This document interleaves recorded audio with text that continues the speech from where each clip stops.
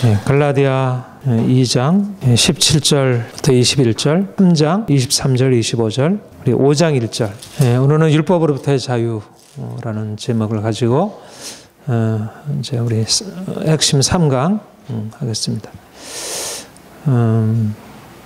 우리 지난주에 이제 우리 뒤에 문 좀 닫아주실래요?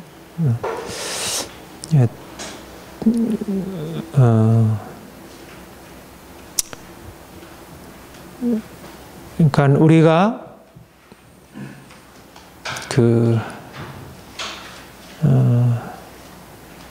우리 복음 진리를 한마디로 요약하자면 믿음으로 말미암아 살리라. 우리 종교개혁자들이 밝혀낸, 종교개혁자들이 다시 회복한 오직 의인은 믿음으로 말미암아 살리라 하는 이 말씀이 우리에게 좀 더 분명하게 이해가 되고 또 구체적으로 그것이 삶에 어떤 의미를 가지고 있는지 이것이 받아들여진다면 우리가 예수를 믿는다는 게 얼마나 귀한 것인지, 이 믿음으로 말미암아 산다는 것, 믿음으로 말미암아 의롭다함을 받는다는 것이 이것이 얼마나 놀라운, 그 안에 얼마나 엄청난 것을 내포하고 있는지 로마서 갈라디아에 있어서 이제 사도 바울이 씨름했던 것이 율법의 행위로서가 아니라 오직 믿음으로 말미암아 의롭다함을 받는다. 이 이신칭의의 이 복음, 이것이 그렇게 단순한 게 아니라는 것입니다. 이것이 그냥 우리가 한번 들어서 알고 그렇구나가 아니라는 것이에요. 여기 안에 신약과 구약의 모든 어떤 우리의 복음의 진리가 이 안에 함축적으로 내포되어 있는 것입니다. 믿음이라는 것, 의롭다함을 받는 것, 또 다시 다른 말로 해서 믿음으로 삶을 얻는다는 것, 생명을 얻는다는 것, 이 믿음과 이 생명, 믿음과 의롭다함을 얻음, 이것이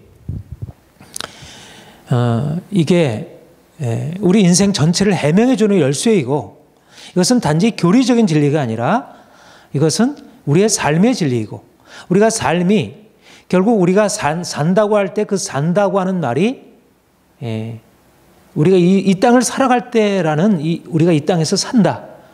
우리가 먹어야 살고, 우리가 입어야 살고, 우리가 공부해야 하고 뭐 하는 그 모든 것을 다 내포하고 있는 그런 삶의 의미. 그러니까 믿음으로 말미암아 산다는 말은 우리가 이제까지 산다는 의미에 대해서 새로운 의미를 부여하는 것입니다. 우리가 어떻게 살아갈 수 있는가? 우리가 무엇으로 살 수 있는가? 빵으로 살 수 있는가? 우리가 무엇으로 살 수 있는가? 믿음으로 말미암아 산다. 이 믿음이라고 하는 것이 우리의 삶의 비밀이고 여기 안에 엄청난 것이 들어있다는 것. 우리가 예수를 믿고 우리가 예수를 믿었을 때 우리가 기대하는 것은 뭐냐면 이제는 살았구나. 이제는 더 이상 내가 죽는 게 아니고 내가 이제 고통을 당하는 게 아니고 인생을 이렇게 힘없이 살아가는 게 아니라 정말 제대로 살 수 있게 되는 거구나. 우리가 믿음으로 말미암아 이런 기대가 일어나는 거예요. 왜냐하면 믿음으로 산다고 했으니까. 내가 믿고 있는데 내 인생이 여전히 사는 게 아니고 뭔가 죽어가고 있고 내 인생이 여전히 제대로 살고 있지 못하고 문제 가운데 있다고 하면 그것은 믿음으로 말미암아 산다고 하는 말이 내 삶에 제대로 적용되고 있지 못하다는 거죠. 믿음으로 산다는 얘기는 우리의 믿음으로 말미암아 인생이, 사람들이 생각할 때 인생은 이것이 인생이야 라고 말하는 그런 인생의 가장 궁극적인 것, 가장 온전한 모습을 믿음으로 말미암아 우리가 얻을 수 있다는 것입니다. 이 점에서 우리가 믿음으로 말미암아 살리라고 하는 로마서 1장 17절, 그리고 갈라디아서 3장 11절, 이 말씀은 단지 우리가 그냥 늘 들어서 알고 있고 하박국서의 말씀이고 바울의 말씀이고 이것이 종교개혁자들이 고백했던 내용이고 하는 그런 어떤 일반적인 것이 아니라 우리의 삶에 있어서 이것이 엄청난 의미를 담고 있다는 것. 그런데 왜 이게 믿음으로 말미암아 산다고 하는 것이 우리에게 새로운 의미를 부여하고 여기에 엄청난 의미를 갖고 있냐면, 우리가 이 믿음이라고 하는 말에 우리가 이 말의 의미를 우리가 제대로 이해하고 있지 못하다는. 믿음이라고 하는 것은 지난주에도 말씀드렸죠. 이게 우리의 어떤 종교적인 우리의 신뢰, 의뢰, 의탁, 어떤 절대자에 대한 의존을 말하는 게 아니라는 거예요. 믿음이라는 것은 우리 안에 있는 우리가 이제는 힘이 없으니까, 우리가 연약하니까, 인간은 유한한 존재니까 어떤 절대적인 존재에게 우리 자신을 맡기면 우리가 그래도 도움을 얻는다는 거, 이런 식으로 생각하면 그런 믿음이 어떻게 인생의 문제를 해결해 주느냐. 그런 것은 인간의 어떤 한계 상황에 부딪혔을 때 부분적으로 인간에게 어떤 도움을 주고 위안을 줄 수 있지만, 그런 믿음이 어떻게 우리의 삶의 문제를 다 거기에 담고 그것이 다 해결해 준다 할 수 있겠느냐. 근데 믿음이라고 하는 건 그게 아니고, 믿음이라고 하는 것은 우리의 믿음 그 자체보다 우리의 믿음의 내용, 그리스도의 십자가와 부활을 통해서 우리에게 나타나고 우리에게 계시된 하나님의 존재, 하나님의 행하심, 하나님의 생명.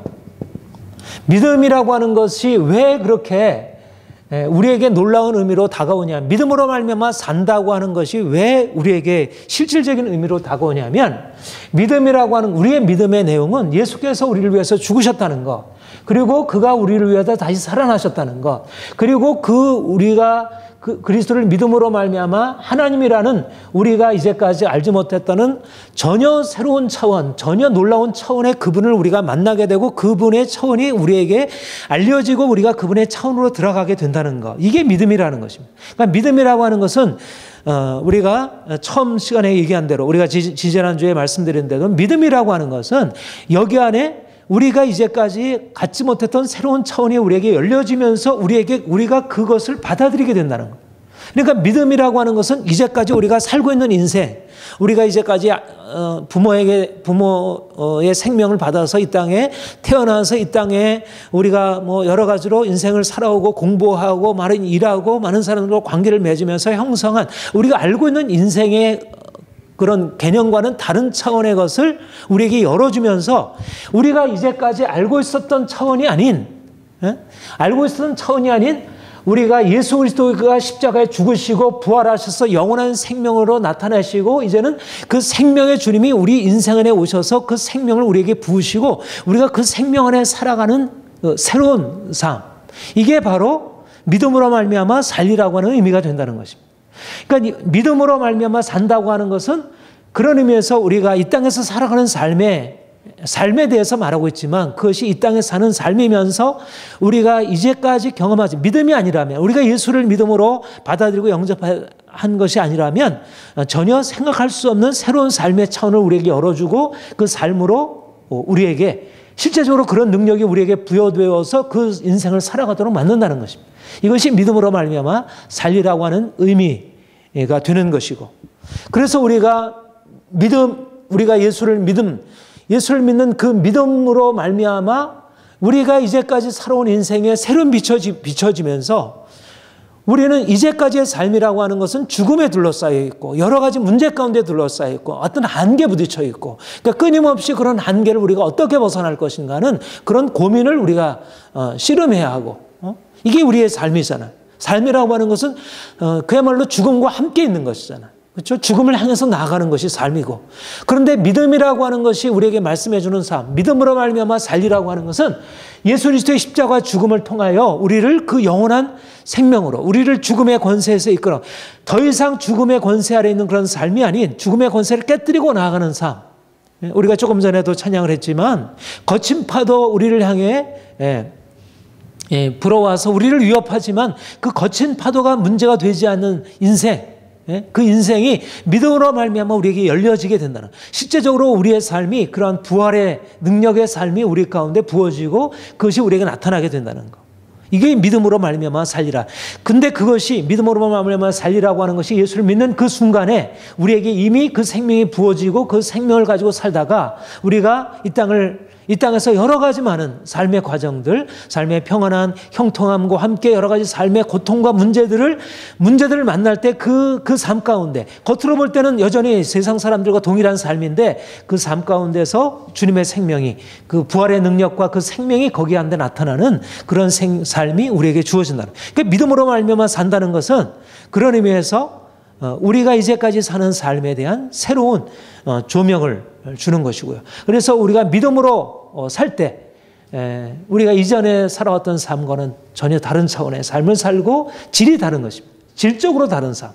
어떤 정도에 있어서 우리가 좀 더 부유하게 되고 뭐 좀 더 지식을 갖게 되고 좀 더 뭐 아주 고상하게 살아가는 그런 인생과는 다른 차원의 삶을 우리가 살아가게 된다는 것. 이런 면에서 그래서 율법의 행위가 아니라 믿음으로라는 거죠. 오직 의인은 믿음으로 말미암아 살리라. 오직 예수 그리스도를 믿음으로 말미암아 우리가 의롭다함을 받는다고 하는 것이 바로 이런 의미에서 우리에게 전혀 새로운 차원. 우리가 행위로서 율법의 행위라고 하는 것이 전혀 우리의 율법의 행위를 아무리 쉽게 우리가 선을 행하든 우리가 열심히 노력하든 우리에게 주어지는 것은 이 땅에서의 많은 사람들이 알고 있는 그런 삶의 모습이잖아요.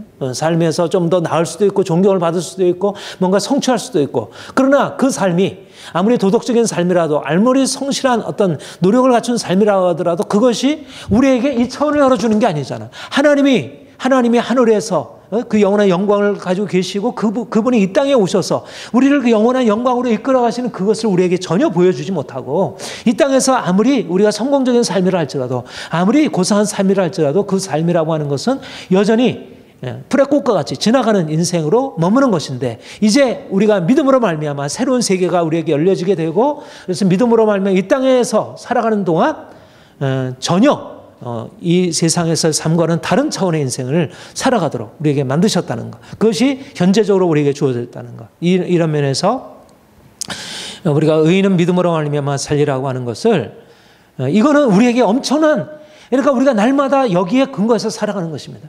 우리가 좀 더 뭐 이러저러한 게 뭐 열심히 공부도 하고 또 뭐 일도 하고 뭐 이러저러한 우리의 삶의 조건이 달라지기도 하고 하지만, 그런 것은 사실은 뭐 우리 파도에 일어나는 하나의 잔물결에 불과하고 사실 우리의 밑바닥에 일어나는 큰 바다와 같은 우리의 생명의 사실들은 그것에 그렇게 크게 영향을 받지 않는 거예요.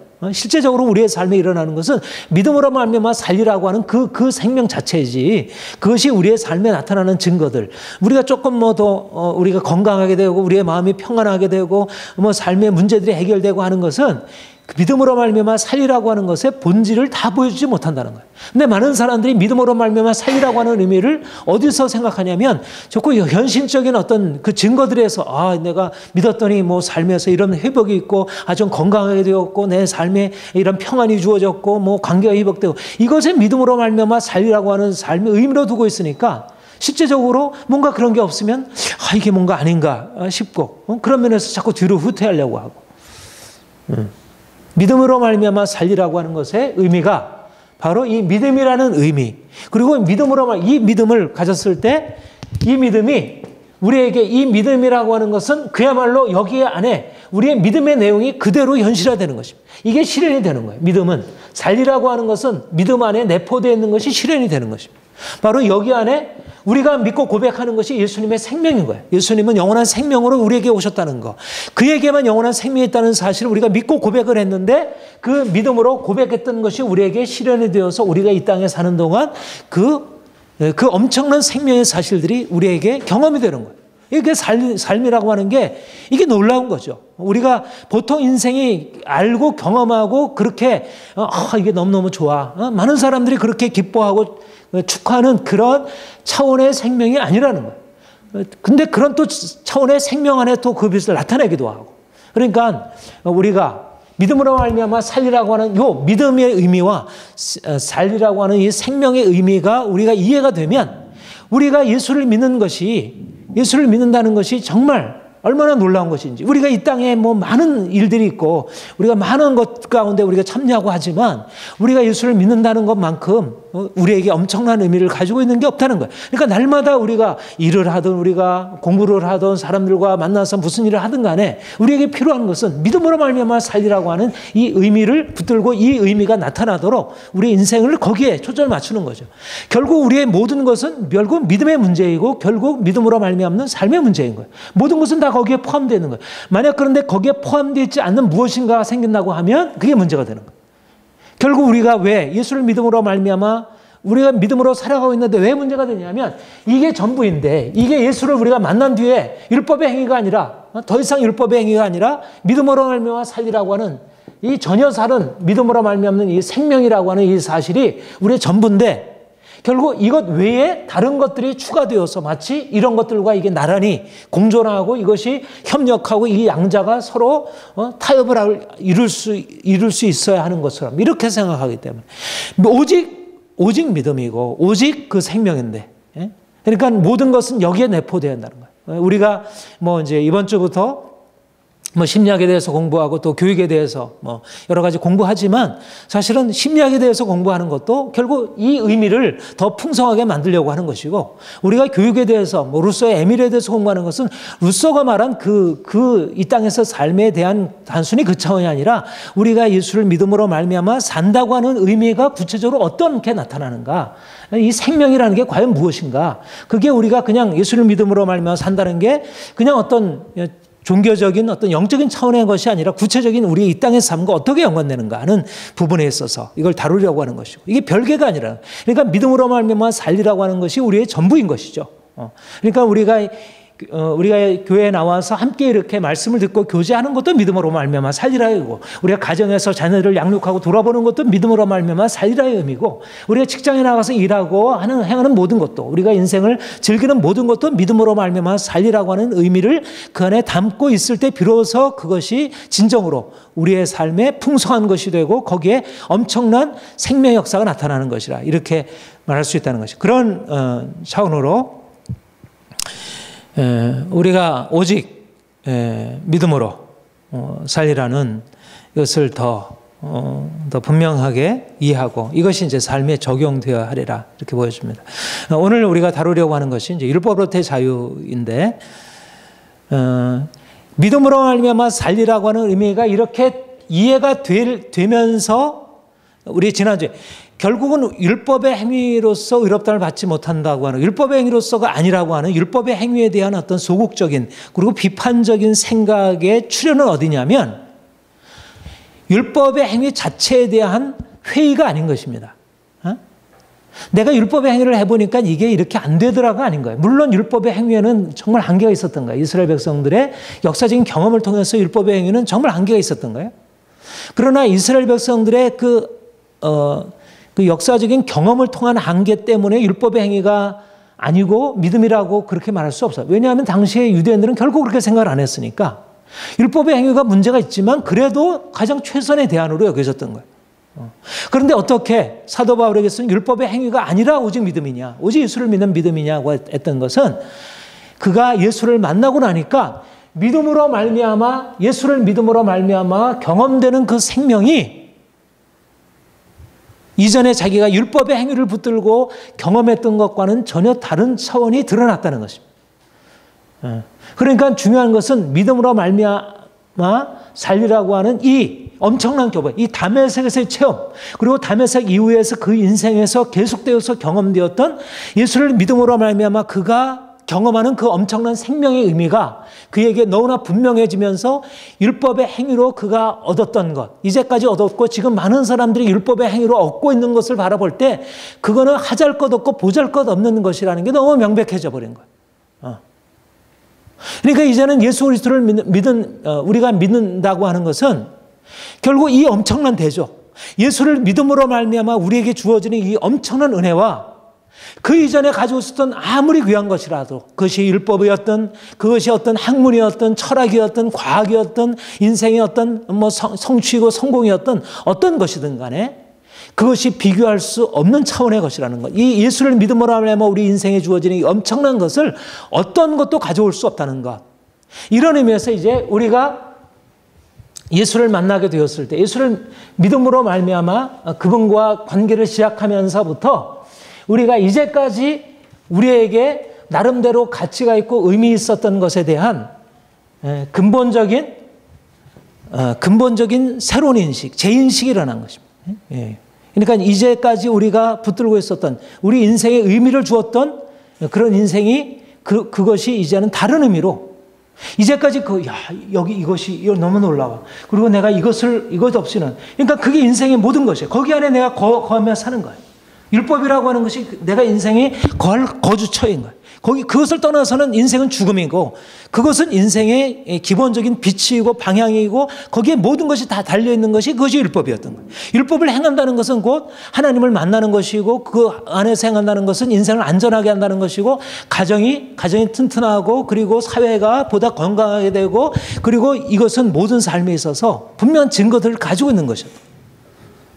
그런데 이제 예수를 만나고 나니까 그것이 전혀 다른 의미로 다가오게 된 것입니다. 그야말로 이것이 다 하나에 지나가는 것으로, 풀의 꽃과 같은 것으로, 그것이 아름다운 그 모든 영광이 아무것도 아닌 것으로. 그래서 그가 고백하게 되는 것이, 이제 예수 그리스도가 온 이후로 우리 4장 4절 한번 봅시다. 우리 함께 4장 4절 5절 같이 읽겠습니다. 시작. 때가 참 3절부터 봅시다. 시작. 이와 같이 우리도 어렸을 때 세상의 초등학문 아래에 있어서 종노릇하였다니 때가 참에 하나님이 그 아들을 보내사 여자에게서 나시고 율법 아래에 나게 하신 것은 율법 아래에 있는 자들을 속량하시고 우리로 아들의 명분을 얻게 하라 하십니다. 그리스도께서 오심으로 말미암아 우리가 이전에 율법 아래에 있었는데 이제 율법으로부터 벗어나서 이제는 자유롭다. 그러니까 율법의 행위로서가 아니라 오직 믿음으로 의롭다를 받는다고는 이 이신칭의 복음과 우리가 이제는 더 이상 율법 아래에 있지 아니하고 율법으로부터 자유하다고 하는 것은 포커스를 좀 달리하고 있는 두 기둥인 거예요. 갈라디아서의 두 기둥은 율법의 행위가 아니라 오직 믿음으로 말미암아 의롭다를 받는다는 이 이신칭의 복음이고, 그것의 구체적인 실천적인 의미는 우리가 더 이상 이제는 율법 아래에 있을 필요가 없다. 율법은 더 이상 우리를 구속할 수 없다. 율법적인 의무, 이것들은 더 이상 우리에게 있어서 강제적인 것이 되지 못한다. 그것은 그렇게 할 수도 있고 안 할 수도 있고, 그것은 그렇게 중요한 것이 아니다. 그것은 유대인들이면 뭐 그렇게 행할 수도 있지만 굳이 모든 사람들이 마땅히 그렇게 해야 할 이유는 아무것도 없었다. 그러니까 이것은 사실상 그 존재 자체를 다 부정하는 건 아니지만 그것의 의미가 완전히 달라져 버린 것입니다. 특별히 유대인들에게 있어서는, 뭐 이방인들에게는 율법이라는 것은 별로 의미가 없었지만 유대인들에게서 율법이라고 하는 것은 인생의 전부이고, 이것은 그들 자신만이 아니라 모든 이방 사람들은 사실 그 율법을 알지 못하니까 하나님을 떠난 사람들이고, 그들은 생명에서 떠난 사람이었어요. 그들에겐 그렇게 말하자면 율법이라고 하는 것은 하나님과 관계를 위한 필수적인 그런 통로이고, 그리고 그들에게 있어서 그것은 생명이었던 것이, 그것을 떠나서 그들이 인생을 살아가서 하나님을 만날 수 없고 세상을 살아갈 수 없는 그런 것이었습니다. 그런데 이제 바울이 주님을 만나서 예수 그리스도께서 누구신지, 그로 말미암아 주어지는 것이 무엇인지를 깨닫고 나서 그가 고백하고 그가 분명히 얘기하는 것은 더 이상 율법이 그렇게 이제는 더 이상 구속적이다. 그렇게 강력한 힘을 더 이상 발휘할 수 없다. 라고 이렇게. 그래서 우리가 아는 대로 이제 갈라디아에서 지금 문제되고 유대인들과 유대주의자들과 사도 바울 사이에서 문제되었던 것이 우리가 할례를 지켜야 하는가, 이방인들도 할례를 받아야 하는가, 우리 안식일과 같은 그런 절기들에 대해서 우리가 받아들여야 되는가, 또 음식법, 다시 말하면 정결례식. 이제 음식법에 관한 얘기는 이제 레위기서에서 음식을 뭐 이런 음식을 먹고 이런 음식을 먹지 말고라고 할 때 그것의 의도는 말하자면 하나님의 백성으로서 거룩한 삶을 살기 위해서 흠없이 이방인들과 구별된 삶을 살기 위해서 예비되었던 거예요. 그러니까 음식법이라는 것은 곧 정결례식, 우리 안디옥 교회사에 있었던 그 바울 사도와 베드로 사이의 논쟁에 있었던 이제 그런 것이었죠. 그러니까 결국 이제 이 세 가지가 핵심적인 문제였고, 당시에 뭐 학자들이 이제 얘기하는 데 따르면 결국 이 세 가지가 뭐 이렇게 이 본문에서 우리 갈라디아서만이 아니라 당시의 역사적인 상황에 있어서 유대인들에게서는 아주 가장 핵심적인, 그래서 그 제임스 던이라는 이제 신약학자가 이제 이 부분에 대해서 이제 깊이 이제 연구하고 했는데, 당시에 있어서 이 할례, 안식일, 음식법, 정결례식 이 부분은 말하자면 유대인들의 정체성 표지라 그렇게 얘기를 했어요. 유대인들을 유대인들에게 만드는 것이고, 또 유대인과 이방인을 구별해주는 경계선 표지라 이렇게 얘기를 했습니다. 그러니까 유대인들이 자신들이 언약 백성이라는 것을 스스로 자의식할 수 만들어주는 것이고, 많은 율법에 뭐 이것만이겠습니까? 십계명이 있고 여러 가지 실제적으로 도덕법과 같은 많은 구체적인 것들이 있잖아요. 근데 이제 그런 것들은 이방인들에게도 많이 있잖아요. 뭐 전혀 없지 않잖아요. 근데 이런 할례나 안식일이나 음식법 같은 것은 이방인들에게도 뭐 부분적으로 이런 요소가 전혀 없진 않지만, 그러나 이제 너무나 분명하게 이방인들과 차별을 둘 수 있는 그런 내용이었던 거예요. 그러니까 이스라엘 백성들에게, 특별히 유대인들에게 다른 뭐 도덕법을 지켜 행하는, 뭐 십계명을 지켜 행하는 것도 굉장히 중요했지만, 마치 우리 그리스도인들이 뭐 요즘에 술, 담배 안 하는 거 굉장히 그 사람이 거짓말하느냐 하는 것은 실제적으로 크게 문제가 안 되지만, 술, 담배 하느냐 안 하는 건 굉장히 그 그리스도인의 표지를 가늠하는 요소가 되잖아요. 마치 그런 의미를 갖고 있었던 거죠. 그러니까 결국 이 부분에 있어서 이것을 하지 않으면서 자신들이 하나님의 백성이라고 말하는 것은 이건 모순된 것입니다. 모순된 거예요. 이거는 함께 할 수 없는 얘기예요. 하나님의 백성 이퀄 곧 이러한 율법을 지켜 행하는 사람들, 이것이 당시에 유대교가 가지고 있었던 기본적인 생각이었고, 당시에 갈라디아 교회에서 유대주의자들이 이방인에게 이것들을 요구했던 것도 바로 그러한 맥락에서 당시에 유대교가 지키고 있었던 율법에 대한 그런 철저한 이런. 그런데 이제 사도 바울이 주님을 만난 뒤로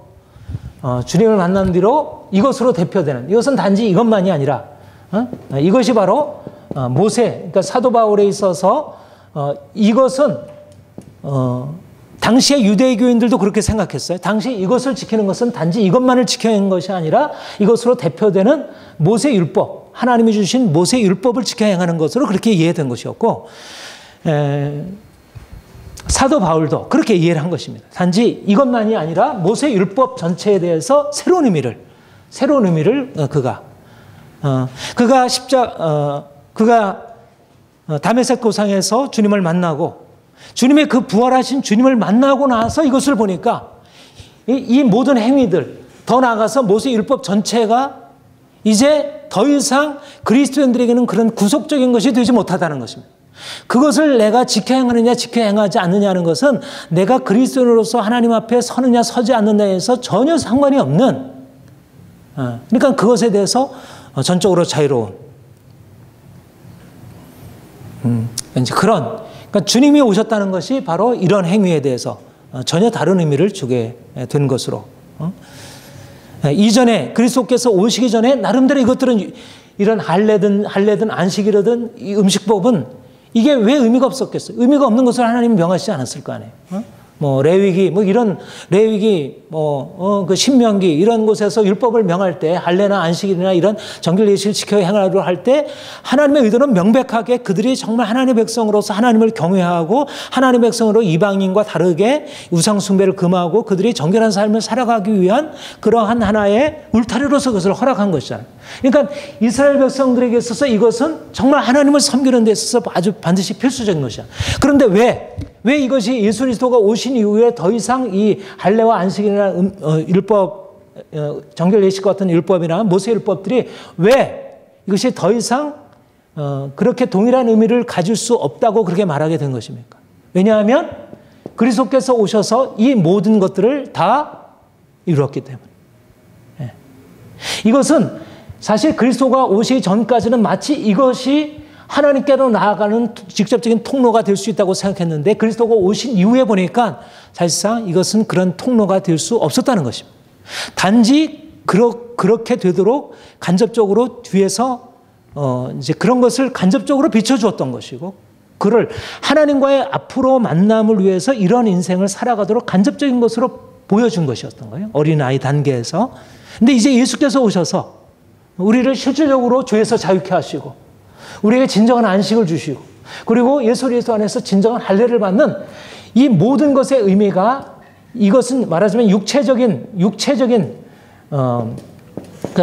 히브리서에 보면 이게 육체 예법이라 그랬죠. 육체 예법. 육체에 속한 예법이었는데 이제 예수 그리스도께서 오셔서 진정한 그것의 영적인 의미, 실제적인 의미, 하나님 앞에서 진정한 거룩함과 온전함으로 하나님과의 진정한 언약 관계 속에서 살아갈 수 있는 그런 것들을 이제 예수께서 그 십자가와 부활을 통해서 나타나셨으니까 이제 더 이상 이것이 있을 필요가 없는 거죠. 이것에 더 이상 매여 있을 필요가 없는 거예요. 이거 매였다고 해가지고 이것이 인생에 뭐 특별한 변화를 줄 수 있는 것도 아니고, 오히려 이게 문제가 되는 게 아니 아무런 것도 주지 못할 뿐만 아니라 이것이 오히려 예수 그리스도 안에서 오신 실체를 대신하고 있는 거예요. 이제는 여기서 나와서 이쪽으로 들어가야 되는데 사람들이 계속 여기에 머물러 있으려고 하는 거예요. 그러니까 이게 도움을 주는 게 아니에요. 이전에는 예수님 오시기 전에는 이게 나름대로 그래도 최선의 대안이었어요. 이것 외에는 없었으니까. 그런데 이제 우리가 월세로 살다가 이제 좋은 집을 어떻게 해서 마련하게 되었어. 그럼 월세에서 나와야지. 그렇죠? 그 월세, 이제까지 사는데 이게 너무 이제까지 추억이 여기 담겨 있고 너무 좋은데 이걸 버릴 수가 없어. 그러면서 월세 그것도 이게 갖고 있으면서 이리로 하려 그러면 그 제대로 누릴 수가 없는 거잖아요. 그렇죠? 나와야지 여기서. 나와서 이거 제대로 된 곳에 들어가야지. 예. 그러니까 결국은 여기서 나오라고 하는 것은 앞으로 이제 그리스도께서 오심으로 우리에게 더 이상 여기 살지 말아요. 여기서 살 게 아니다. 이제 이쪽으로 옮겨 나왔다. 이제 예수님이 오셔서 더 이상 여기서 살지 않고 보다 나은 정말 진정한 행복이 있고 진정한 자유가 있고 능력 있는 이 새로운 삶으로 너를 위해서 예배되어 있는데 왜 이전에 가서 머물면서 거기서 무엇을 얻으려고 하느냐. 이거는 실제적으로 삶의 자유도 주지 못하고 너무 문제가 많고 뭐 삶의 변화를 주지 못했던 건데. 근데 사람들은 여기에 익숙한 거예요. 여기에 익숙한 거예요. 너무 이게 그래도 안정을 주는 거예요. 뭔가 이쪽으로 들어가서 잠시 경험했잖아요. 이스라엘 백성, 이제 갈라디아 교회가 이쪽으로 들어가서 경험을 한 거예요. 뭔가 예수 안에서 누리는 기쁨도 있었고, 뭐 성령 체험도 있었고, 뭔가 은혜가 있었어요. 근데 이게 뭐 아닌 것 같은 거예요. 이게 다가 아닌 것 같은 거예요. 뭔가 부족한 것 같은 거예요. 이전에 뭐 자신들은 잘 경험하지 못했지만 유대인들이 뭐 할례를 지키고 안식일을 지키고 하면 뭔가 그럴듯해 보이고 삶의 전체적인 질서가 딱 잡히는 거 보는 거예요. 우리가 사실 여러분들도 그렇잖아요. 예수를 믿고 나면 세상 사람들은 그 안에 이러저런 것도 다 있는데 뭐 정치, 경제, 사회, 문화 얼마나 세상이 정말 이러저런 거 다 갇혀 있습니까? 근데 믿음이라는 것, 교회라는 것은 사실 교회 와봐야 뭐 예수님 믿고 하나님 찬양하고 함께 모여서 교제하고 너무 이렇게 단조로워 보이잖아요. 그렇죠? 믿음이라는 게 그렇게 단조로워. 마찬가지로 당시에 갈라디아 교회에 있어서도 여전히 믿음이라는 게 그 안에는 엄청난 것을 담고 있지만 실제적으로 나타난 것으로 보면 여전히 믿음이라는 게 굉장히 단순해 보이는 것입니다. 실제로 구약의 율법 보면 얼마나 굉장히 정교하고 복잡합니까? 이미 수천 년의 역사 가운데서 이제 뭐 천년 2000년의 역사 가운데서 형성된 거니까 얼마나 거기에는 모든 것이 다 담겨 있는 것처럼 보여져요. 그러니까 이쪽에서 나올 생각을 하지 못하고 계속 여기서 머물러 있으면서 하려고 했던 거예요. 그러니까 이제 갈라디아에서 이제 사도 바울이 이제 갈라디아 교회에게 아주 분명하게 이제 그 씨름한 것이 뭐냐면 너희는 율법에 자유롭다. 이제 너희는 율법에 대해서 죽었다. 우리 본문 이제 2장 18, 19절 우리 같이 읽어볼까요? 시작. 만일 내가 헐었던 것을 다시 세우면 내가 나를 범법한 자로 만드는 것이라. 만일 내가 율법으로 말미암아 율법에 대하여 죽었나니 이는 하나님께 대하여 살려 함이라. 율법에 대해서 죽었다. 이제는 여기에 대해서 죽고 이제는 너희가 이제는 그리스도 안에 하나님을 향해서 살 수 있게 됐다. 이제는 이게 우리의 정체성이라는 것입니다. 율법에 대해서 죽었다는 거. 이제 그러니까 율법으로부터 자유하다. 율법에 대해 죽었다. 이것이 말로 이게 이제 갈라디아 교회의 이제 사람들이 지금 뭔가 그리스도께서 오신 이후에 자기 삶에 일어난 근본적인 변화. 이제는 율법 아래서 살아왔는데 이제는 더 이상 율법이 아니라 이제는 그리스도 안에서 살고 있다는 이 새로운 변화. 그것이 가지고 있는 엄청난 의미, 실제적으로 삶의 의미가 무엇인지 그것을 깨닫지 못함으로 두 가지 것을 함께 붙들고 예전에 월세집에도 그냥 잠시 며칠 거기다 살다가 또 새로 산 집에도 또 들어가 있다가 왔다 갔다 하는 그런 인생을 그들이 살려 한 것입니다. 여러분 다시 한번 왜 율법으로부터 우리가 왜 자유해야 하는가? 율법으로부터 자유하다고 하는 것이 구체적으로 무엇인가?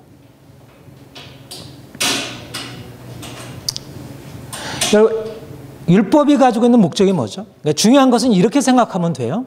왜 율법으로부터의 자유를 주장하게 되고 왜 율법으로부터의 자유가 아니면 안 된다고 생각하는가? 이게 왜 핵심이냐?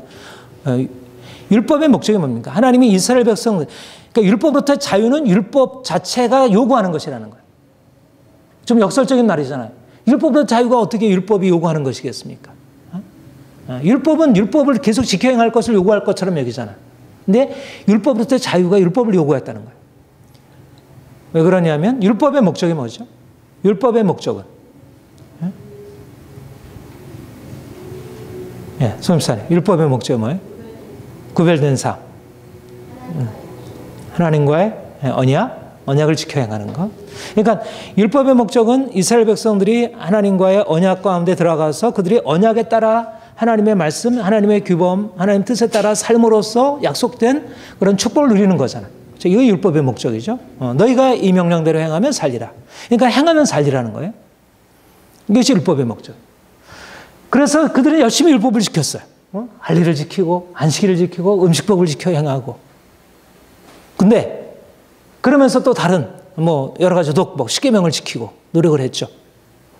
그런데 율법을 지켜 행하려는 그들의 아주 열심히 있는 노력, 아예 율법을 잊어버리는 그런 사람들도 있었지만 그래도 열심히 성실하게 율법을 지켜 행하려던 사람들, 그리고 율법, 그 이스라엘 백성 전체, 유대인들 전체에게 있어서 율법의 그러한 목적, 율법이 의도하고 율법이 주어졌던 그런 목적이 어떻게 성취가 되었습니까? 어떻게 성취가 되었습니까? 성취가 됐어요? 안 됐어요? 안 됐죠. 그러니까 이들은 할례를 지켜 행하고 안식일을 지켜 행하고 음식법을 지켜 행하고 이런 일들을 행했어요. 그리고 나름대로 그들은 지켜 행한다고 생각했어요. 그들은 율법을 지금 성취하고 있고 나름대로 하나님이 그들을 축복하시고 있다고 생각했어요. 그런데 사도 바울이 예수님을 만나고 나서 그 부활의 빛 가운데 보니까 이들이 율법을 지켜 행하고 있지만 율법을 지키지 못하고 있다는 것입니다.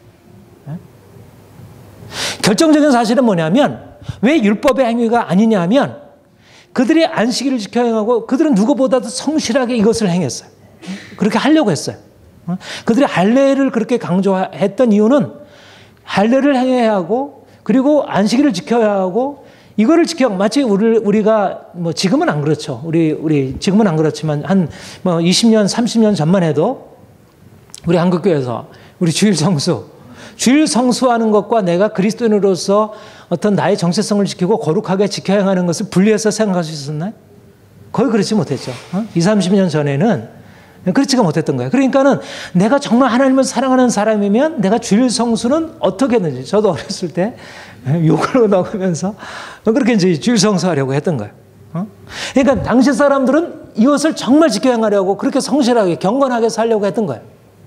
그리고 나름대로 성실하게 해서 어느 정도 성취하고 있다고 생각을 했어요. 그런데 사도 바울이 하나님 빛 가운데서 그 유대인들의 삶과 이스라엘 백성들의 삶을 보게 되니까 전혀 율법의 목적이 이루어지고 않죠. 유대인과 이방인이 똑같다는 것입니다. 그것이 로마서 1장, 2장, 3장에 이르는 결론이잖아요. 그렇죠? 특별히 2장에 있어서 그가 강조하는 것이 뭐냐면 그들은 율법을 가지고 있는 사람들이고 그들은 할례를 자랑하고 그들이 나름대로 우리 인생이 이렇게 우리가 하나님의 백성이야 이렇게 자랑하고 있는데 그들의 행위는 이방인들과의 행위와 전혀 다른 게 없다는 거예요. 그러니까 그들이 가지고 있는 이런 외적인 행위들에 비해서 실제적인 모세 율법이 가지고 있는 그들의 거룩함, 그들의 의로움은 보다 더 중요한 것은 사실 예수님도 그렇게 말씀하셨죠. 너희가 11조를 하고 너희가 금식을 하고 너희가 하는 그런 외적인 행위보다도 율법의 요구는 의와 인과 신이다. 너희가 의와 인과 신을 버렸도다 이랬잖아요. 그러니까 당시의 바리새인들, 당시에 유대에 살던 바리새인들도 의와 인과 신은 버리고 이런 껍데기 종교 의식들 가운데 살았다면 당시에 이것은 바리새인들만이 아니라 모든 대부분의 유대인들이 가지고 있는 형편이었다는 거예요. 그것을 바로 사도 바울이 예수 그리스도의 부활의 빛 가운데서 본 것이죠. 우리 로마서 2장 한번 보십시다. 구체적으로 이것이 이제 굉장히 중요한 것이 율법의 행위가 가지고 있는 이 근본적인 한계, 그 문제들을 우리가 이해하는 것이 이제 중요한데요. 26절 거기 앞에 보면 23절에 율법을 자랑하는 내가 율법을 범함으로 하나님을 욕되게 하느냐. 기록된 바 같이 하나님의 이름이 너희 가운데 때문에 이방인 중에서 모독을 받는도다. 25절 같이 읽을까요? 시작. 내가 율법을 행하면 할례가 유익하나 만일 율법을 범하면 네 할례는 무할례가 되니라. 요게 사실은 당시의 유대인들, 유대주의자들과 유대교 속한 사람들과 사도 바울의 관점에 차 있던 거예요. 그들은 자신들이 이런 할례를 행하고 이런 어떤 종교적인 예식을 행하면 그들은 하나님의 백성으로 인정받을 것이라 생각을 했어요. 그런데 사도 바울이 볼 때는 이런 외적인 행위가 아니라 하나님이 요구하시는 율법을 지켜 행하는 실제적으로 그들의 내용적으로 그들의 마음이 변화되어서 바뀌지 않는다면 그들은 율법을 지켜 행하는 사람이 아니라는 거예요. 그런데 당시의 유대인들에게 있어서는 바로 이러한 내적인 것과 외적인 것의 모순관계에 있었다는 것입니다. 이게 한계였다는 거예요. 말하자면 육체의 예법이 되었던 이러한 모세율법이 사람들의 근본 마음을 바꾸지 못했다는 거예요. 그들의 행위를 바꿨지만, 행위를 바꿔줄 수 있었지만 그들의 근본 마음은 바뀌지 않았다는 것입니다. 육체의 할례는 받았지만 그 마음의 할례를 받지 못한 거예요. 그래서 그 뒤에 뭐라고 얘기를 해요? 그런즉 무할례가 율법의 규례를 지키면 그 무할례를 할례와 같이 여길 것이 아니냐. 이것이 사도 바울이 가지고 있는 당시의 유대주의자들과의 생각과 다른 거예요. 그들은 할례를 지켜 행하면 그들이 자신 하나님의 언약 백성이라 생각했는데 오히려 무할례자가 율법을 지켜 행하면 그것을 할례처럼 여기게 될 것이다. 이게 새로운 관점인 거예요. 이건 유대인들이 가질 수 없는 생각이었어요. 자, 28절 29절 같이 보겠습니다. 시작.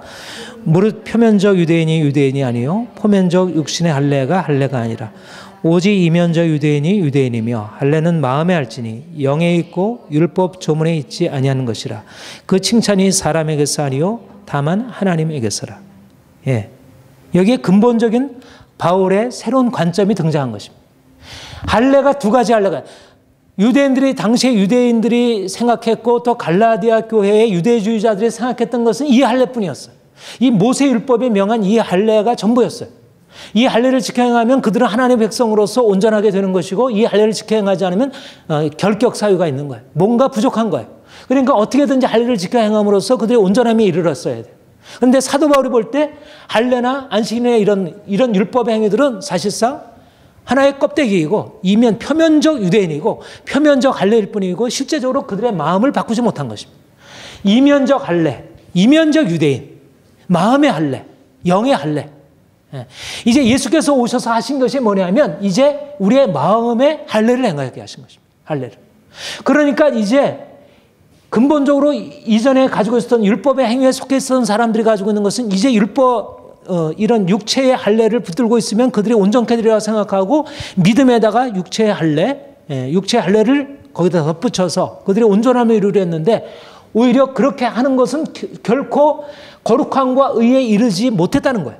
이것은 삶의 변화를 가져오지 못한다는 거예요. 오히려. 할례를 붙들고 있었지만 그들은 무할례자처럼 행하고 있는 거예요. 그런데 오히려 무할례자들은 마음의 할례를 받아서 겉으로는 할례가 전혀 없지만 그들에게는 하나님의 언약의 분명한 증거가 그 삶 가운데 나타나고 있다는 거예요. 그들이 율법을 행하고 있다는 거예요. 그들의 삶이 거룩하고 그들이 하나님의 사랑으로 행하고 있고 분명한 변화가 그들에게 있다는 거예요. 이것이 바로 믿음과 율법의 행위의 차이라는 것입니다. 왜 율법 아래에 머물러 있지 말아야 하느냐면 율법 아래에 있어도 뭐 별 상관은 없죠. 근데 문제는 율법 아래에 있으면서 율법 아래에 그냥 있는 게 아니고 율법 아래에다가 어떤 의미를 부여하냐면 율법 아래에 있으면서 만약에 내가 율법 아래에 있으면 인생이 변화되어서 하나님의 요구를 이뤄갈 수 있는 것으로 착각하고 있는 거예요. 그런 게 아닌데. 그러니까 이제 여기서 나와서 이런 율법의 할례라고 하는 율법에 명하고 있는 이 할례에서 나와서 진정한 할례, 예수 그리스도의 십자가로 말미암아 우리에게 주어지는 그 진정한 할례로 들어가서 그 할례 가운데 행하도록. 그러니까 목적은 뭐냐면 율법의 행위, 율법에서 나오라는 얘기는 목적은 뭐냐면 진정한 마음의 할례를 받고 진정한 영적인 안식일을 지키고 그리고 진정으로 영적인 정결 예식을 행하는 삶을 살아가는 것이죠. 겉으로 육체로서 이렇게 행하는 것이 아니라 예수 안에서 그리스도의 십자가와 부활에 연합하여 진정한 할례와 진정한 안식일과 진정한 음식법, 정결 예식안으로 들어가도록 요구를 하는 것입니다. 우리 골로새서 2장을 한번 보십시다. 골로새서 2장 11절 11절, 12절 우리 같이 읽겠습니다. 시작. 또 아니면 할례를 받았으니 곧 육의 몸을 벗는 것이요 그리스도의 할례니라. 너희가 세례로 그리스도와 함께 장사되고 또 죽은 자들 가운데서 그를 일으키신 하나님의 역사를 믿음으로 말미암아 그네서 함께 일으키심을 받았느니라. 13절 저와 묵체에 무할례로 죽었던 너희를 하나님이 그와 함께 살리시고 우리의 모든 죄를 사하시고 여기까지. 여기 보면 그리스도의 할례, 육의 몸을 벗는 것이고 범죄와 육체의 무할례로 죽었던 너희를 우리께 살리셨다는 거예요. 그래서 우리의 삶을 이제 바꾸셨다는 거예요. 이게 할례라는 것입니다. 할례는 그러니까 할례는 어디서 나타나냐면 모세율법에 명했던 이 할례가 무엇을 지향하고 있냐면 할례 그 자체가 아니라 그 할례를 통해서 예수 그리스도의 십자가 사건을 지시하고 있는 거예요. 예수 그리스도의 십자가와 부활에 연합해서 우리의 인생이 근본적으로 달라지는 마음의 할례, 영의 할례, 진정한 유대인이 되는 그런 것을 지향하고 있었던 것이죠. 그러니까 이제 예수 그리스도를 믿음으로 하려면 이미 할례를 받은 사람들인데 이미 새로운 집에 들어가서 살고 있는데 왜 옛집에 들어가서 다시 그 옛집에 익숙해서 그 삶을 다시 살려고 하느냐는 거예요. 이제는 새 집에 맞게 이제 새로운 가구도 드리고 아직 가구가 들어있지 않으면 이제 새로운 가구를 거기에 맞춰 드리고 해야지. 옛집에 아무리 좋은 것이 다 있다 하더라도 그것은 이제 새 집에 안 맞는 거예요. 이거는 이제 내려놓아야 돼. 여기에 더 이상 머물러 살면 주님이 이제 새롭게 그리스도 안에서 주시는 진정한 변화, 우리의 마음의 변화. 그래서 우리의 마음의 변화가 되면 육체의 변화와 엄청난. 예, 그 이후에 한번 보세요. 16절,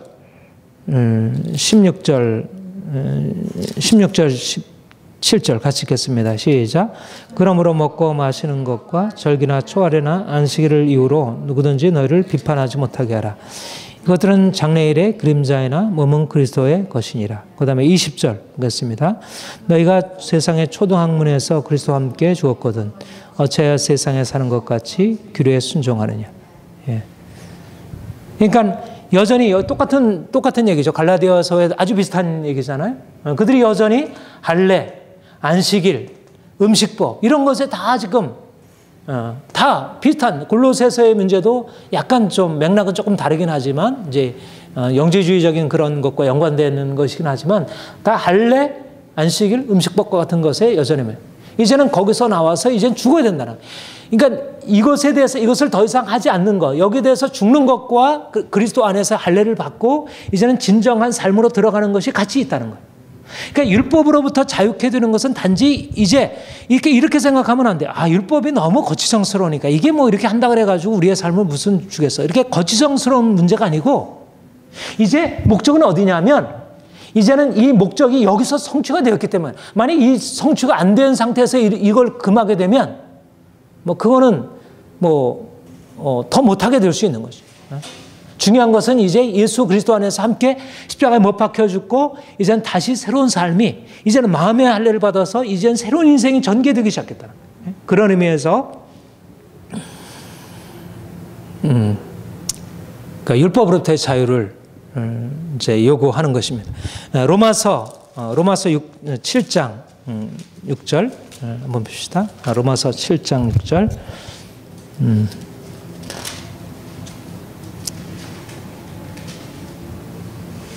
5절 6절 시작. 우리가 육신에 있을 때 율법으로 말미암는 죄의 정욕이 우리 지체 중에 역사하여 우리로 사망을 위하여 열매를 맺게 했더니 이제는 우리가 얽매였던 것에 대하여 죽었으므로 율법에서 벗어났으니 이러므로 우리가 영의 새로운 것으로 섬길 것이요 율법 조문에 묵은 것으로 아니할지니라. 예, 여러분 이제 이게 중요한 게 뭐냐면 율법으로부터 자유라고 하는 것은 실제적으로 이런 것을 더 이상 행하지 않는 것이 율법으로부터 자유예요. 율법에 얽매였던 것에서 이제 벗어났어요. 근데 여기에 핵심적인 것이 뭐냐면 단지 율법으로부터 벗어나는 것이 끝나는 게 아니라는 거예요. 율법으로부터 벗어나는 것과 무엇이 함께 있냐면 율법으로부터 벗어났을 때 율법 아래에 있을 때는 어땠냐면 죄의 정욕이 율법의 원래 할례를 받고 안식일을 지키고 음식법을 행하는 것은 원래 목적은 거룩하고 의로운 삶을 살기 위한 것이 목적이었어요. 근데 율법 이런 것을 지켜 행할 때는 오히려 여기서 죄에서 벗어나서 거룩한 삶으로 나가는 게 아니라 오히려 점점 더 죄의 깊은 곳으로 더 들어갔던 거예요. 이런 것에 머물러 있을 때는. 이게 삶을 변화시켜 주지 못하고. 근데 이제 이것에 대하여 죽고 나서 이제는 더 이상 이것을 행하지 아니하고 그리스도를 믿는 믿음으로 나아가게 되었을 때 오히려 죄의 정욕이 이제는 끝나고 영에 세운 것으로 하나님이 요구하시는 것을 지켜 행할 수 있도록 바뀌어진 것입니다. 예? 그러니까 율법으로부터의 자유라고 하는 것이 단지 우리를 편하게 하는 것이 아니고, 물론 편하게 되었죠. 이런 부분에 있어서는. 근데 편하게 되었는데 보다 더 큰 목적, 율법의 본래적인 목적이 이루어지게 하셨다는 것이죠. 그전에는 이런 것들을 지켜 행하는데도 삶이 변화되지 않았는데, 이제는 이런 것을 더 이상 지켜 행하지 않는데, 그런데 우리 안에 하나님이 놀라운 일을 행하셔서 이제 율법의 목적이 이루어지게 됐다는 거예요. 그러니까 생각할 수 없는 것이죠. 이전에는 이런 것들을 행하는데도 안 되는데, 이런 것들 없이 내 안에 하나님의 말씀을 지켜 행할 수 있도록 그렇게 역사하시는 것. 그것이 바로 그 말씀을 하고 있는 것이 8장 3절 4절의 말씀입니다. 같이 읽어보겠습니다. 시작. 율법이 육신으로 말미암아 연약하여 할 수 없는 그것을 하나님은 하시나니 곧 죄로 말미암아 자기 아들을 죄 있는 육신의 모양으로 보내어 육신의 죄를 정하사 육신을 따르지 않고 그 영을 따라 행하는 우리에게 율법의 요구가 이루어지게 하려 하심이라. 율법이 할 수 없었던 것. 이런 율법을 아무리 부여해서 사람들에게 너희가 이렇게 좀 자기 정체성을 지켜야지, 세상과 구별돼야지, 좀 깨끗하게 살아야지, 그렇게 아무리 요구를 했는데도 그들은 그 율법을 가지고서는 그 요구가 이루어지지 못했던 것입니다. 육신으로 말미암아 연약하여 할 수 없었던 거예요. 거룩함과 의를 이룰 수 없었던 거예요. 그런데 그리스도께서 우리를 위하여 십자가에서 죽으시고 우리가 그와 함께 죽어 그리스도 안에서 새로운 할례, 영의 할례를 받고 나서 보니까 우리가 이전에 할 수 없었던 것을 성령께서 이루실 수 있도록, 육체를 따라하는 자들에게 불가능했던 일들을 이제 우리 안에서 이룰 수 있도록 하나님이 그렇게 만들어 주신 것입니다. 이것이 엄청난 은혜이고, 그래서 율법에 대해서 자유케 되어야 한다. 율법에 대해서 그냥 머물러 있게 되면 율법의 본래적인 목적이 이루어지지 않는데, 율법으로부터 나와서 이제 그리스도를 믿는 믿음으로 옮겨지게 될 때 율법이 그 안에서 성취가 된다는 거예요.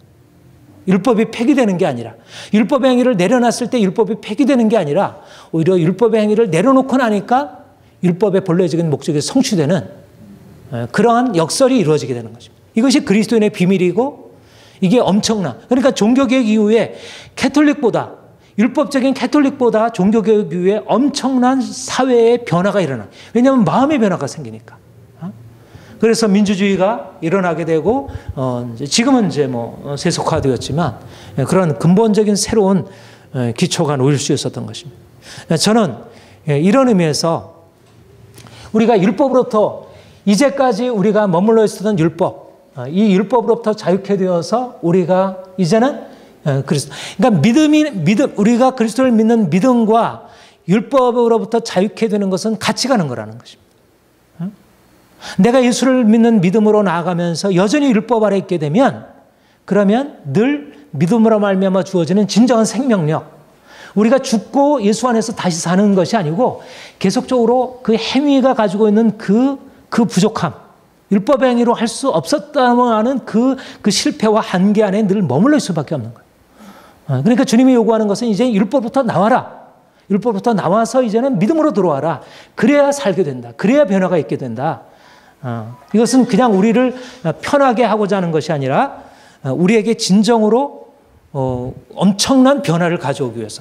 그러니까 하나님이 그리스도 안에서 값없이 우리에게 허락하시는 그 생명으로 들어가려면 이제까지 값을 지불하고 그 안에서 우리가 힘들게 살아왔던 그 모든 것들을 이제 버리고 나와야 한다는 거예요. 우리가 편하기 위해서가 아니고, 우리 자신을 위해서가 아니라 정말 우리 자신을 위해서죠. 진정으로 주께서 주시는 생명 안으로 들어가기 위해서. 우리 갈라디아서 우리 4장 다시 한번 봅시다. 그러니까 우리가 사실은 이 갈라디아서에서 참 이렇게 어려운 게 율법을 억압적인 것으로 보았다는 게 참 새로운 이해입니다. 특별히 유대인들과 유대인들에게서 이 사도 바울의 말이 너무 거침이 되었던 게, 율법을 억압적인 것으로 율법 아래에서 종노릇 하고 있다는 생각을 가지고 있는 게 이게 너무 이해할 수 없는 내용이었던 거예요. 율법이 어떻게 우리를 억압하고 죄가 지배할 수 있고 사단이 지배할 수 있고 뭐 저주가 지배할 수 있지만 어떻게 율법 그 자체가 우리를 지배하는 어떤 그런 어떤 우리가 거기서 벗어나야 할 그런 세력이냐. 그런데 이제 사도 바울이 율법을 그렇게 이해를 했던 것이죠. 23절, 3장 23절, 24절 같이 읽겠습니다. 시작. 믿음이 오기 전에 우리는 율법 아래 매인 바 되고 계시될 믿음의 때까지 이같이 갇혔느니라. 이같이 율법이 우리를 그리스도께로 인도하는 초등교사가 되어 우리로 하여금 믿음으로 말미암아 의롭다함을 얻게 하려 함이라. 믿음이 오기 전에 율법 아래 매인 바 되고 계시될 믿음의 때까지 갇혔느니라. 할례 안식일 음식법은 한편으로 그리스도 오시기 전까지 나름대로 하나님께로 인도하는 것에 그림자이고 나름대로 역할을 했지만 이제 그리스도가 온 이후로는 이게 오히려 이제까지 우리를 종노릇하게 했던 초등교사의 역할에 불과했고 거기에 갇혀 있었고 거기에 매여 있었다는 것입니다. 갇혀 있었고 매여 있었다는 걸 보지 못했죠. 근데 예수님이 오시고 나서 이걸 보니까 이걸 우리를 갇히고 매이게 했던 것입니다. 이제 예수 그리스도 안에서의 그 자유 안에서 보게 되니까 4장 1절부터 3절 같이 읽겠습니다. 시작. 내가 또 말하노니 유업을 이을 자가 모든 것의 주인이라. 어렸을 동안에는 종과 다름없어서 그 아버지가 정한 때까지 후견인과 청지 아래 있나니 이와 같이 우리도 어렸을 때 세상 초등학문 안에 있어서 종노릇하였더니. 네. 그러니까 앞에서는 초등교사라 얘기를 하고 있고 여기서는 후견인과 청직이라 이렇게 얘기를 했죠. 율법이 후견인과 청직의 역할.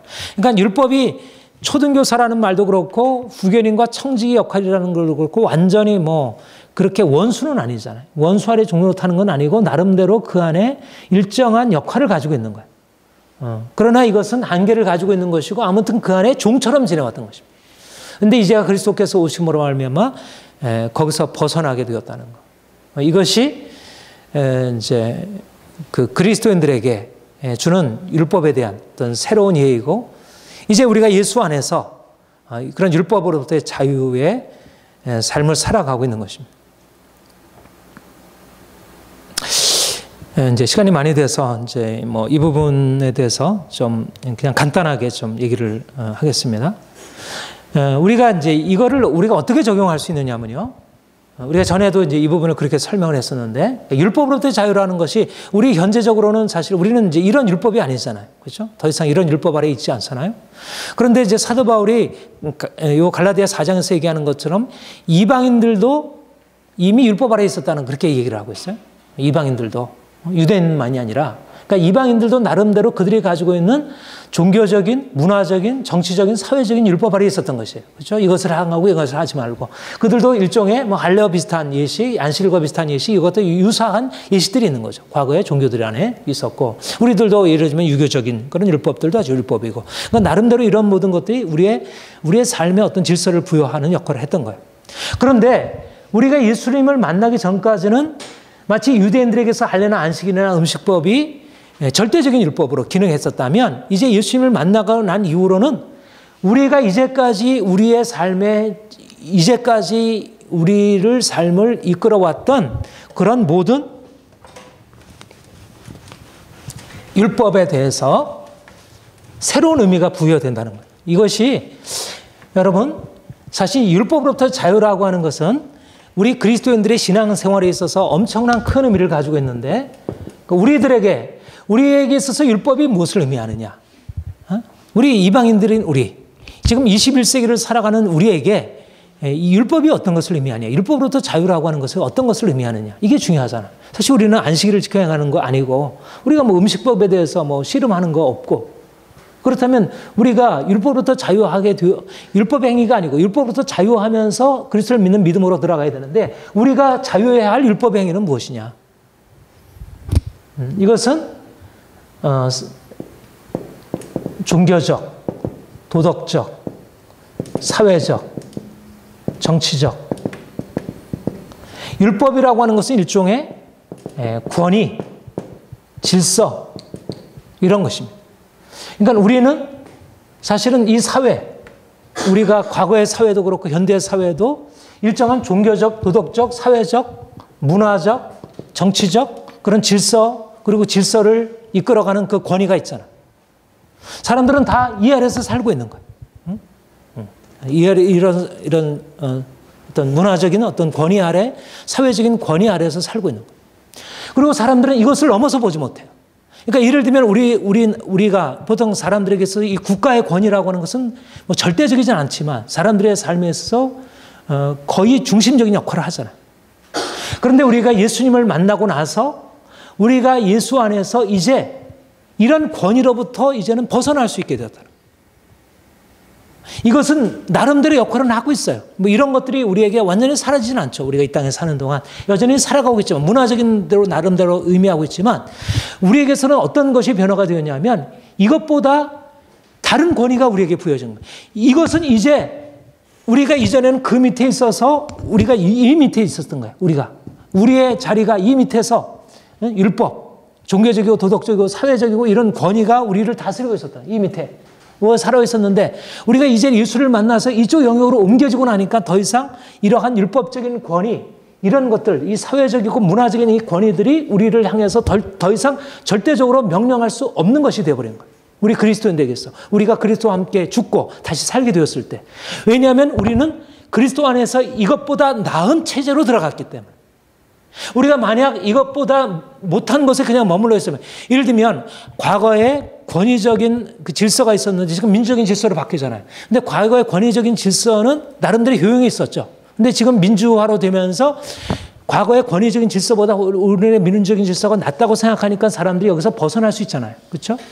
그것이 하등의 문제가 되잖아요. 근데 만약 민주적인 질서에서 그냥 그런 것이 없는 상태에서 권위에서 벗어나면 어떻게 되겠어요? 그러면 그 본인 자신도 문제가 되고 그런 사회 질서 자체가 혼란이 생겨야 되잖아요.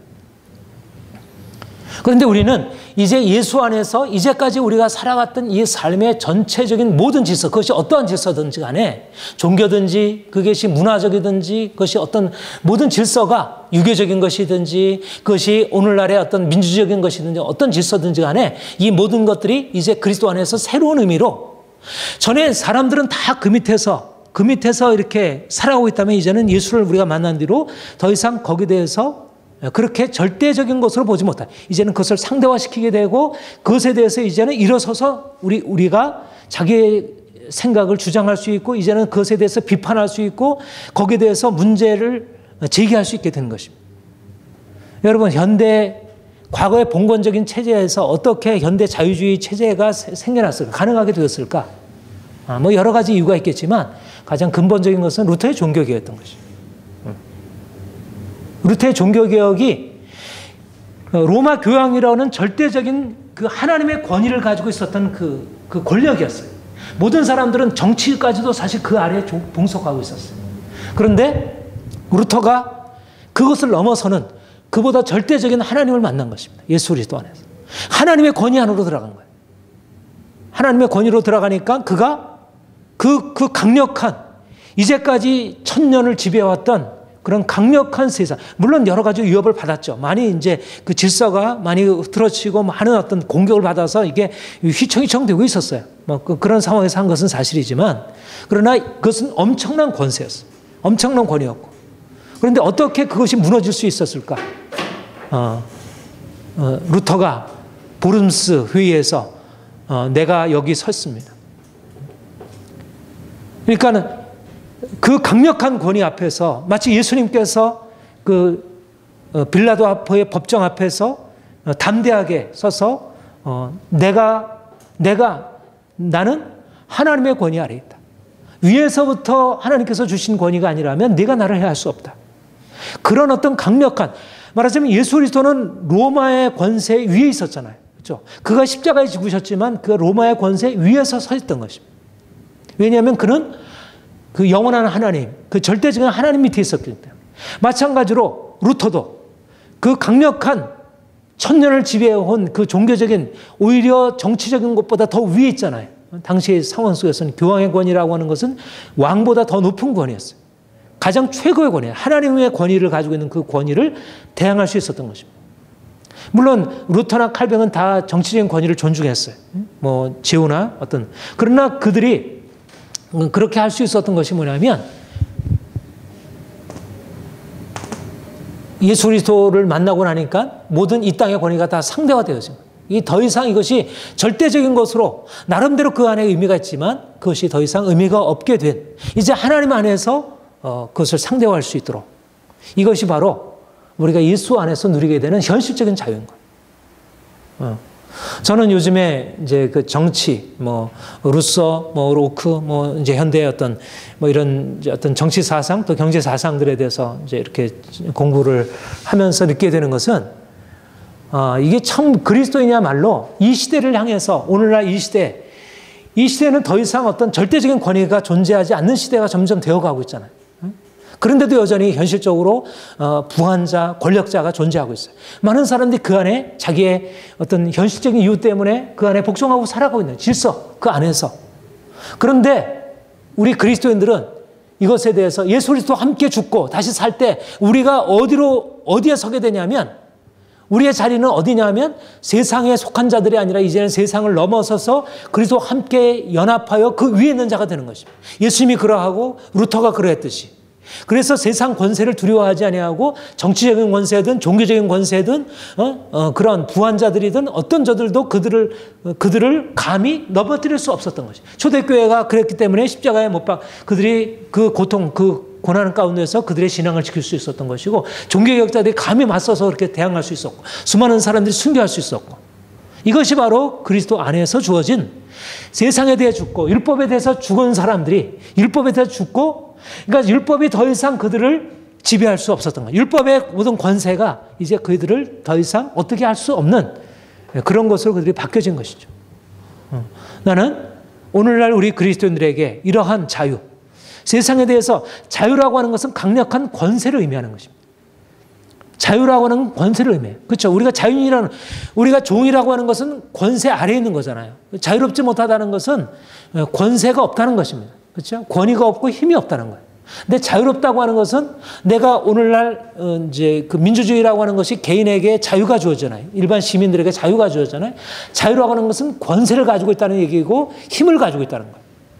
그전에는 왕한테만 권리가 있고 힘이 있었는데 이제는 개인에게 힘이 주어졌던 거예요. 그런데 이제 우리가 이제 예수 안에서 그런 자유를 얻게 된 것입니다. 그런 우리를 이제까지 종노릇하게 했던 모든 권세, 그 세상적인 종교적인 권세, 도덕적인 권세, 권위, 그리고 이제 요즘의 세상은 정치적인 권세, 경제적인 권세, 이런 뭐 과학 지식의 권세, 이런 것들이 우리를 누르려고 하고 있고 사람들이 그 안에 복종하고 있지만 우리가 거기서 벗어나서 이제 믿음으로 말미암아 자유케 돼. 우리가 믿음이 가지고 있는, 우리가 믿음으로 말미암아 살리라고 할 때 그 믿음이 가지고 있는 의미가 무엇일까? 믿음이 가지고 있는 근본적인 의미가 이런 권세인 것입니다. 권세. 자유라고 하는 건 권세예요. 이런 의미에서 우리가 이제 정말 우리가 이 세상을 살아가면서 우리가 철저히 주님과 함께 연합해서 죽을 때 그냥 이게 부담 들어서 그냥 여기서 벗어나서 그냥 이렇게 해버리게 되면 이 자유롭지 못하잖아요. 아무리 내가 팽개치려고 하더라도 이건 뭐 벗어날 수 없는 거예요. 이것을 벗어나려고 하면 더 강력한 권세 안으로 들어가야 되는 거예요. 우리가 예수 그리스도의 권세 안으로 들어가야 되는 거예요. 그러니까 우리가 어떻게 율법에 대해서 자유하냐면 우리가 예수 그리스도 안에 있기 때문에 율법에 대해서 자유. 내가 예수 그리스도 안에 있지 아니하고 그리스도와 함께 죽지 아니하고 그 권세에 복종하지 아니하면 여전히 세상 권세, 율법의 권세 아래 복종할 수밖에 없는 거죠. 근데 내가 이제 세상에서 죽고 주님께 우리의 자신을 이렇게 온전히 맡길 때 이제 세상이 두렵지 않고 세상의 어떤 권세도 우리를 감히 대항할 수 없는 그래서 이제 그런 그리스도인들이, 이렇게 자유롭게 된 그리스도인들이 세상을 다스리는 자들이 되는 것입니다. 그러니까 갈라디아서의 율법으로부터 자유라고 하는 것은 결국 그리스도인이 세상을 다스리기 위해서 우리가 거쳐가야 할 가장 핵심적인 것이죠. 많은 사람들이 율법의 권세 아래에서 다 복종하고 살아가고 있어요. 그게 질서라고 생각하고요. 근데 우리는 율법의 전세를 비판하는 거예요. 그것을 그냥 부정하는 것은 아니지만 비판하는 거예요. 우리가 이번에 이제 루소를 배우는 것도 이제 그런 개념이에요. 루소가 당시 사회의 어떤 사회적인 인습, 정치 질서 이런 제도를 비판할 수 있었던 능력은 바로 기독교적인 배경을 가지고 있는 것입니다. 그가 칼빈주의의 그런 어떤 제네바에서 태어났고 그런 영향을 받았고 또 기독교 캐톨릭이었지만 그런 영향 아래서 이제 어떤 자유민주주의라고 하는 정치적인 절대적인 권세에 대해서 대항할 수 있는 힘을 얻었던 거예요. 그래서 저는 사실 민주주의를 공부하는 것, 민주주의에 대해서 오늘날 현재 민주주의의 역사와 이런 오늘날 민주주의의 어떤 이런 본질에 대해서 우리가 공부하게 되면 이게 기독교야말로 이 민주주의에 관한 민주주의의 강력한 기초가 될 수 있구나 이런 생각을 하게 되고요. 그런 면에서 좀 더 우리는 오늘날 민주주의는 그냥 자신의 자유를 위한 것이었다면 진정한 권위 아래 들어가는 것을 잘 몰라요. 그러니까 민주주의가 힘이 없는 거예요. 민주주의가 진정한 권위를 가지고 있어야 되는데 권위 아래 들어가야 이제 권위를 얻을 수 있는데 권위를 부정하면서 자유를 주장하니까 결국 그 자유는 결국 조금만 누르면 그냥 눌러지는 거예요. 오늘날의 민주주의의 한계는 그거예요. 그러니까 진정 우리는 이제 그리스도를 믿음으로 말미암아 내가 죽고 주님이 내 안에 사시고 그 권세가 우리를 다스리는, 그래서 우리가 세상 위에 설 수 있는, 우리가 그리스도 아래 복종함으로 세상을 다스릴 수 있는 이런 그리스도인의 자유를 우리가 경험할 수 있기 바랍니다. 기도하겠습니다. 하나님 아버지, 우리가 예수 안에서 새로운 인생을 이제 경험하게 되었습니다. 우리가 이전에는 율법 아래 종로로 하였고 그 안에서 진정한 변화를 얻을 수 없었습니다. 이제는 율법으로부터 벗어나서 예수에게 속하게 되었고 그래서 예수 안에 주어져 있는 놀라운 생명을 누리며 특별히 죄에서 자유케 되어지며 거룩한 삶으로 살아갈 수 있게 되니 감사드립니다. 주님, 더욱더 우리가 온전한 믿음으로 우리 인생의 근본적인 변화를 경험케 하시고 그리고 이 세상을 향하여 많은 사람들이 율법 아래 종로를 타고 있고 세상 권세 아래 자신을 내어 맡기고 있는데 주님, 세상 권세에서 자유케 되신 주님과 함께 우리가 세상 권세에서 자유케 되어서 세상을 다스리고 정복하는 하나님의 사람들로 우리를 세워 주옵소서. 주님께서 우리를 그렇게 이끌어 주실 것을 믿습니다. 감사드립니다. 예수님의 이름으로 기도합니다. 아멘.